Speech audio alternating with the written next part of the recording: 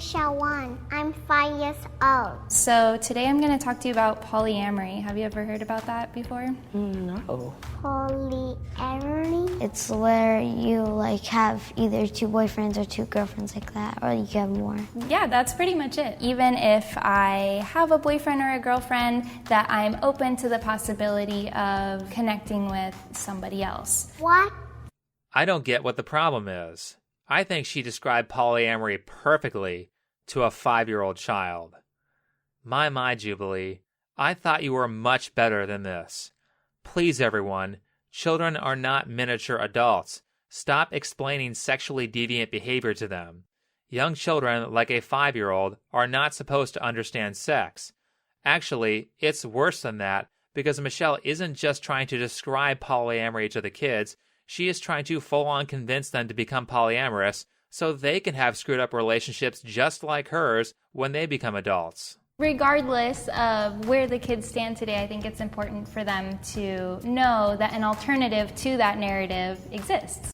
But don't worry, Jubilee got consent from their parents, so it's okay. Guys, why is it that we can get mad about things like cuties? Why is it that we can get mad about swimsuit contests and child beauty pageants? But the second we say, hey, maybe we shouldn't have things like drag queens read to 5-year-olds, the radical left calls us all transphobic and says we are oppressing an underprivileged class. Perfect defense, by the way. Now it's a social taboo to criticize that behavior. Just one question, though. What's the problem with waiting to discuss these things until middle school or preferably high school? Why do kids need to know about this stuff at 5 years old or younger? Why is pointing that out so offensive? For those of you who don't know, this is Jubilee, a left-leaning YouTube channel that often focuses on open conversations with disagreeing parties. Under normal circumstances, that's a good thing, but this video was done in poor taste. The premise of the video is that they have one person argue in favor of polyamory and one person argue in favor of monogamy. At the end, the kids pick which one they like better. Our polyamorous contender is Michelle, and our monogamous contender is Evan. They talk to 3 kids, Shawan, who is 5, Naya, who is 10, and Ty, who is 12. Ty kinda steals the show here and makes the video watchable, but essentially, polyamory is such a bad idea for a healthy relationship that this chick Michelle gets roasted by little kids on her ideas. Let's get into it, but first, a word from this video's sponsor, Sandman. Howdy, partner. The Brave browser protects your privacy and gets you back in the saddle, making it safe to surf the web again, ad-free. Even Vladimir Putin probably uses it. If you do choose to see ads, you get paid for your attention in cryptocurrency. If you're still using YouTube on Google Chrome, then my pet horse is laughing at you. Don't let the stallions of Silicon Valley spy on you and mount you like a prize pony. Download Brave by clicking on the link down below. Alright, let's get back into the video. We'll start with a short clip from Shawan. My name is Shawan. I'm 5 years old. You're 5? When's your birthday? I don't know. A perfectly reasonable thing to be discussing with a 5-year-old child. She doesn't even understand the concept of dates. Dates like months and years. She certainly isn't mentally developed enough to understand a sexual relationship with multiple partners. That, or she is so nervous that she forgot her birthday, which is another indicator that she is not old enough to be a part of this conversation. What? Dad husband or dad husband? I don't get it. Do you see what I'm talking about? Let's move on to Naya. I feel like if you do get, let's say 2 boyfriends, the other boyfriend would get jealous. Or if you say the other one of it, the other boyfriend would get jealous. That's a really good point, and that does actually happen. I don't have to be equally in love with everybody, right? Maybe you're at school and you want to play with your best friend, but then maybe the next day somebody who you've never played with before invites you over to the swing set. Your best friend, she might be jealous, but that doesn't mean that you don't love her anymore, that you don't want to play with her ever again. What? Doing an activity that could possibly create a child is not the same thing as inviting a friend to the swing set. Unless that trip to the swing set involves the possibility of an 18-year commitment. Nuance is important. But more importantly, Michelle literally just described the breakdown of a relationship. This is the problem with hedonism that the devout followers, like Michelle, don't understand. The purpose of relationships, the purpose of friendships, and the purpose of a community is to get stuff done. You cannot get stuff done with people who behave irresponsibly. If you are in a community, you want to do things like make sure everyone's fed, make sure everyone has shelter, and make sure everyone has purpose. With your friends, you want to have people you can test ideas with. You want to have people who will pull you away from making stupid decisions. You want to have people who can support you when bad things happen. And as for marriages and sexual relationships, they are about kids.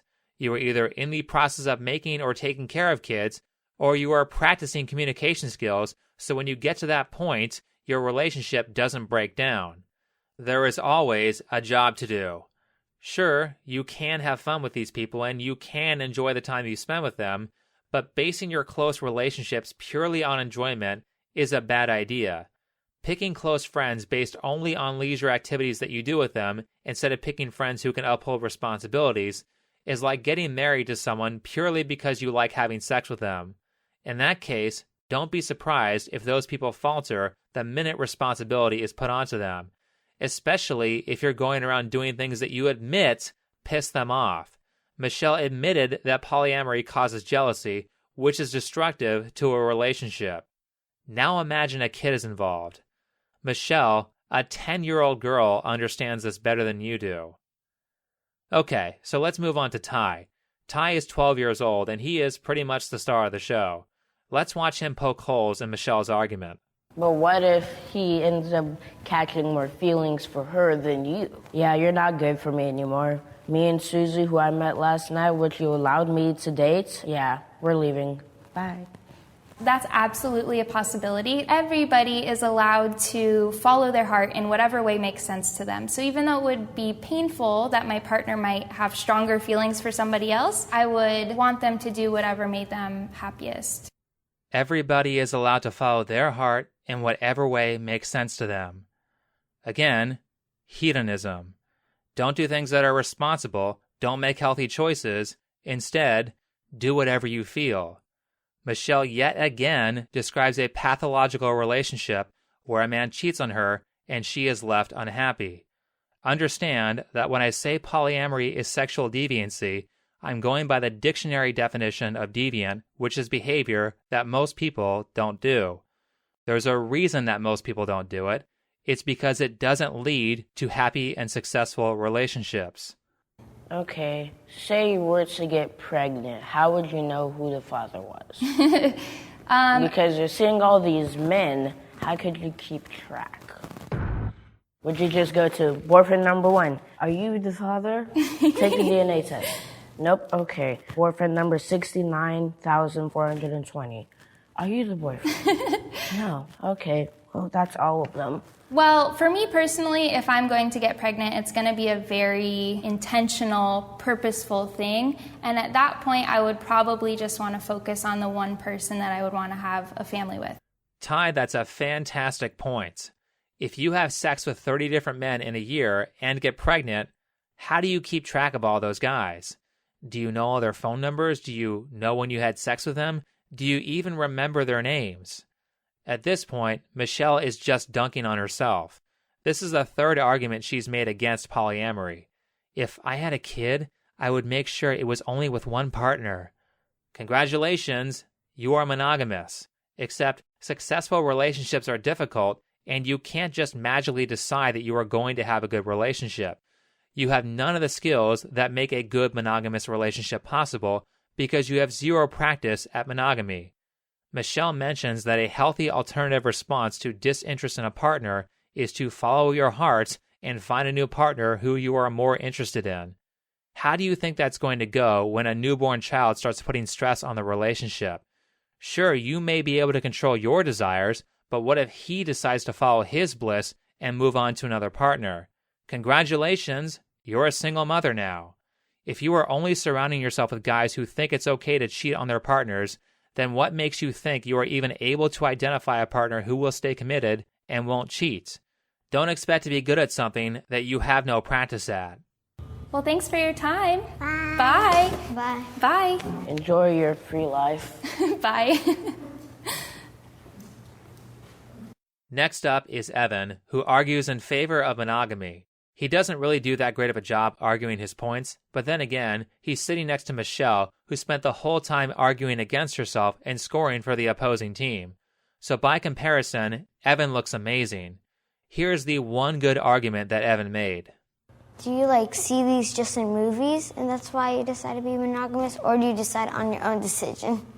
That's a really great question. There is something about having one singular partner, one person you can truly depend on, that actually kind of simplifies everything, because it's about that stability and about that person who no matter what happens in your life, that they will be there for you. That's assuming the relationship works, but yes, that does give you a better chance than polyamory. There's a saying that roughly goes like this: people who have lots of friends actually have no friends.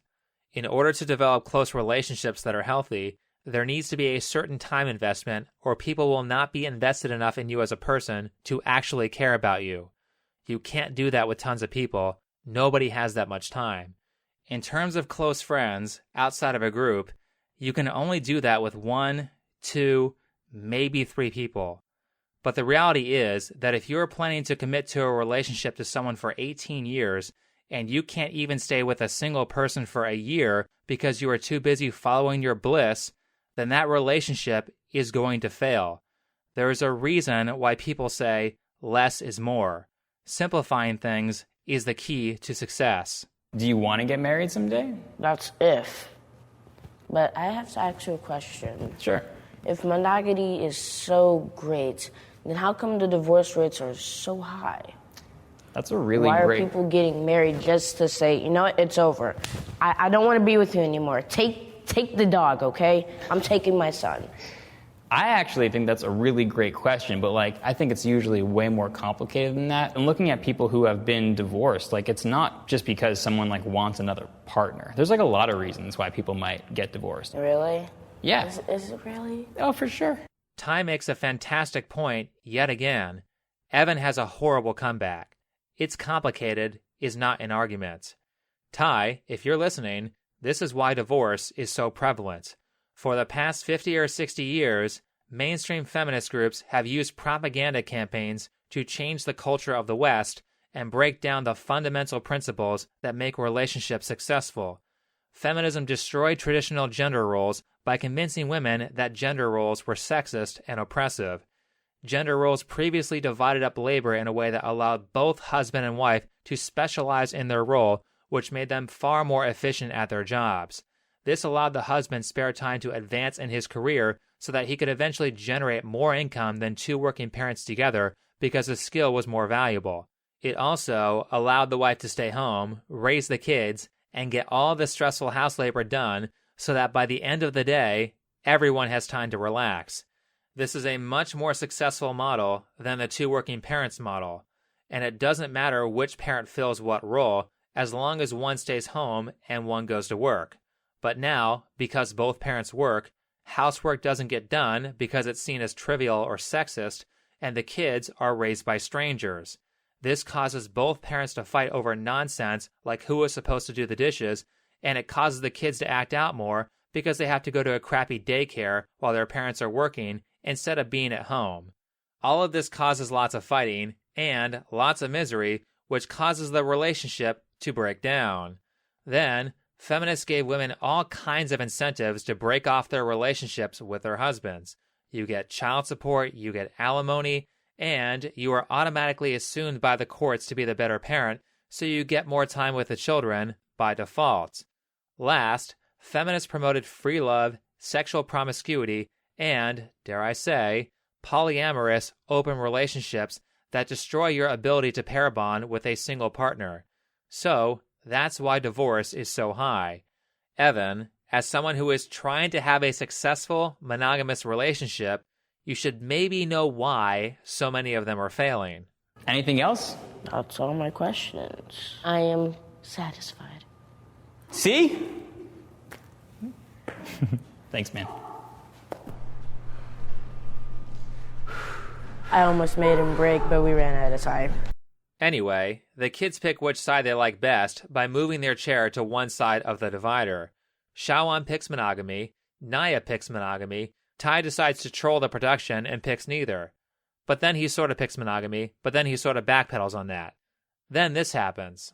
But if you have 5 boyfriends on Valentine's Day, you would get 5 boxes of chocolate.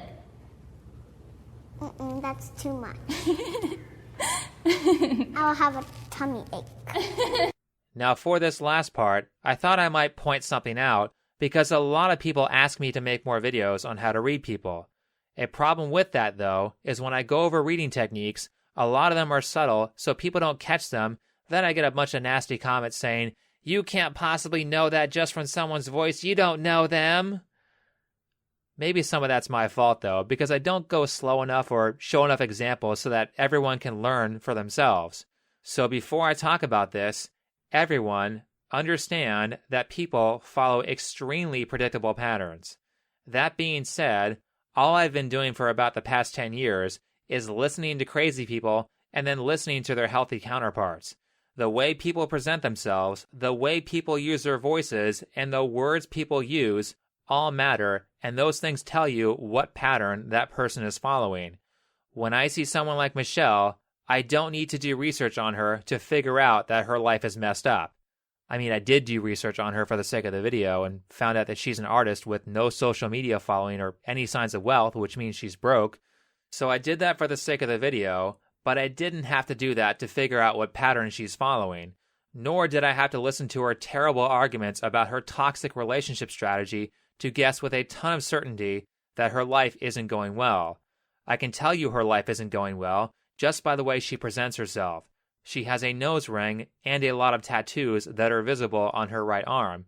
People who have untreated childhood trauma or had bad childhoods wear certain uniforms.